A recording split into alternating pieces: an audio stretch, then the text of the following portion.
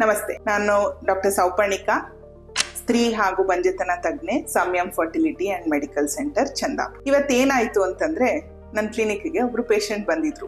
ಅವರು, ಮೇಡಮ್ ನಾವು IVF ಮಾಡಿಸ್ತೀವಿ, ನೀವು ನಮಗೆ ಗಂಡು ಮಗುನೇ ಆಗತ್ತೆ ಅಂತ ಹೇಳಲಿಕ್ಕಾಗತ್ತಾ ಅಂತ ಕೇಳಿದ್ರು. ಎಷ್ಟು ಫನ್ನಿ ಅಲ್ವಾ? ಎಷ್ಟೋ ಜನ ಮಕ್ಕಳಿಲ್ಲ ಅಂತ ಹೇಳ್ಬಿಟ್ಟು ಬರ್ತಾರೆ. ಅವ್ರಿಗೆ ಏನಿರ್ಬೇಕು ಗುರಿ ಅಂತಂದ್ರೆ, ಒಂದು ಆರೋಗ್ಯವಂತ ಮಗುನ ಮನೆಗೆ ತಗೊಂಡು ಹೋಗೋದಿರ್ಬೇಕೇ ಹೊರತು ಅದು ಗಂಡಾಗ್ಲಿ ಹೆಣ್ಣಾಗ್ಲಿ ಯಾವ ರೀತಿ ನಮಗೆ ಡಿಫ್ರೆನ್ಸ್ ಆಗುತ್ತೆ.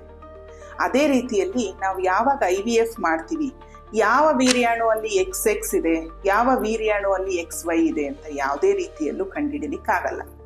ಆ ರೀತಿ ತಗೊಂಡ್ರೆ ನಮಗೆ ಗಂಡ್ಮಕ್ಳಿಗಿಂತ ಹೆಣ್ಮಕ್ಳು ಹುಟ್ಟುವಂಥ ಸಂಖ್ಯೆ ಜಾಸ್ತಿ ಇರುತ್ತೆ. IVF ಅಲ್ಲಿ ಹೆಣ್ಮಕ್ಳದು 65% ಇದ್ರೆ ಗಂಡು ಮಕ್ಳದು 45% ಇರುತ್ತೆ. ಆದರೆ ಯಾರಿಗೆ ಯಾವ ಮಗು ಆಗತ್ತೆ ಅಂತ ಯಾವ ರೀತಿಯಲ್ಲೂ ನಾವು ಕಂಡುಹಿಡಿಯೋಕ್ಕೆ ಆಗೋದಿಲ್ಲ. ಸೊ ಆದ್ರಿಂದ ನೀವು ಏನಾದರೂ ತೊಂದರೆ ಇದ್ದು ಅದರಿಂದ ನೀವು IVF ಹೋಗ್ತಿದ್ದೀರಾ ಅಂತಂದ್ರೆ ಬಹಳ ಖುಷಿ. ನೀವು ಹೋಗಿ ಡಾಕ್ಟರ್ನ ಮೀಟ್ ಮಾಡಿ ಹಾಗೂ ಒಂದು ಆರೋಗ್ಯವಂತ ಮಗುನ ಮನೆಗೆ ತಗೊಂಡೋಗಿ. ಅದು ಗಂಡಾಗ್ಲಿ ಹೆಣ್ಣಾಗ್ಲಿ ಏನು ಡಿಫ್ರೆನ್ಸ್ ಆಗಲ್ಲ. ನಮಸ್ತೆ.